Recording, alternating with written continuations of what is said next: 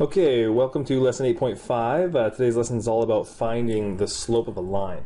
We've talked a little bit about this, but the slope of the line basically just refers to its steepness.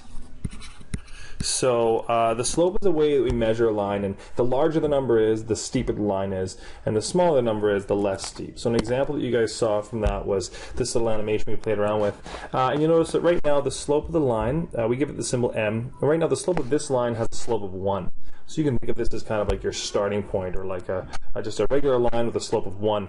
If we were to make the line steeper, you can see that as we make the line steeper and steeper, the slope increases. So it's 2, or maybe we go all the way up to 3, and so on. And the steeper the line is, the larger that number becomes. If we compare that to the other direction, if we make the line less steep, we can see that it becomes 3/4 or a half or 1/4. It's getting smaller and smaller, and eventually we have a slope of 0, which is a perfectly flat line.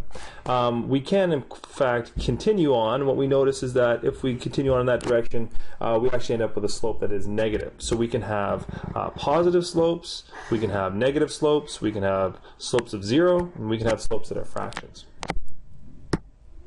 Okay, so in general, the way we think about slope, our general way of thinking about it is that slope, we say, is the rise over the run.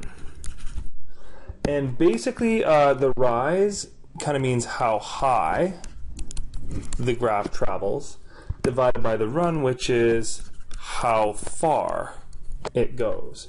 So another way to think about that is how high the graph is, or how high it goes, would be the y direction, and how far it travels is the x direction. Okay, there's two ways to find the slope of a line, the triangle method and the calculation method. My guess is that for right now, most of you guys are going to be most comfortable with this triangle method, but the calculation method is something that's going to come up next year in grade 8, so we might as well take a look at it now as well. Okay, so we need to find the slope of this line below. The first step is to identify 2 points on this line that are really easy to read. So for example, the first point that I notice here, right there, right on the intersection of those grid lines, will be really easy for me to find the coordinates of, and same with this one right here, also right on the intersection of some grid lines. To do the triangle method, what we're going to do is we're going to basically just use these points and this line, and we're going to make a right angle triangle. So the way to do that is I'm going to use a ruler, and I'm going to just draw a line here in the x direction that goes as far over as I need to make a right angle triangle. So in this case, I'm just going to draw over 2 spaces. Okay, that's kind of the base of my triangle. And then I'm going to go to my second point and draw a line down from that, which then is going to finish off my triangle, and it'll go straight down along that y direction. Perfect. So what this triangle actually shows me is I've got 2 points here, 2 distances, 2 sides. This side right here is the run that I was just talking about, and this side here is the rise. So we can see that this side represents how high the triangle goes, or how high the line travels, and this side here represents how far along the line travels. Okay, so since we know that slope is equal to rise divided by run, then all I need to do to finish this off is count up my boxes in each direction and do the calculation. So for example, the rise is 1, 2, 3, 4, 5, 6 boxes upwards, and the run is 1, 2 boxes over. So slope is rise, which is 6, divided by run, which is 2, and 6 divided by 2 is just 3. So the slope of this line is 3. Another way of thinking of that is that for every 1 box I travel over, I'm going to go up 3 boxes, and you can see this pattern continues. Over 1 and up 3, over 1 and up 3, and it continues along anywhere along the line. Okay, the second method for finding the slope is to use an equation. So in order to do that, we need to actually identify 2 points. Okay, so we've got our 2 points here, but I haven't actually written out my coordinates, so I'm going to do that right now.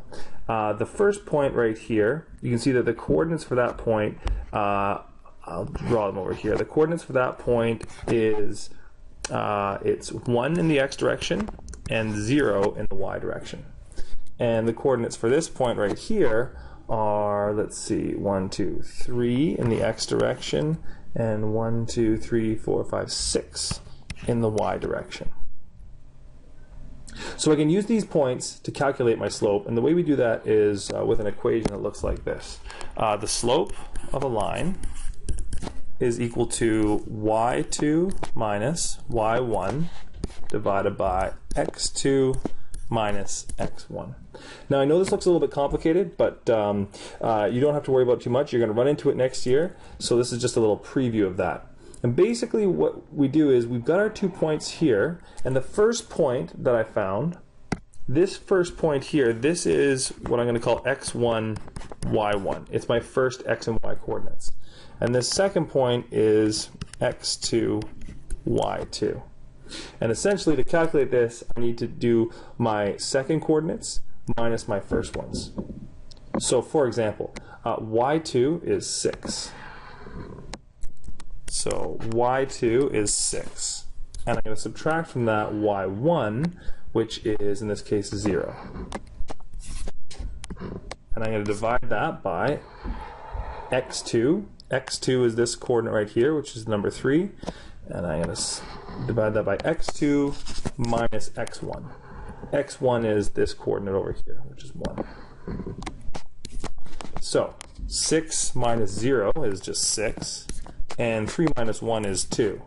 And again, I end up with 6 over 2, which is the same as 3. So you can see we end up with the exact same result for slope. As far as this year is concerned, either method should work fine. So if you're more comfortable with the triangle method, then just stick to that one. But if you're okay with the formula, you can use that one as well. All right, that's it for 8.5.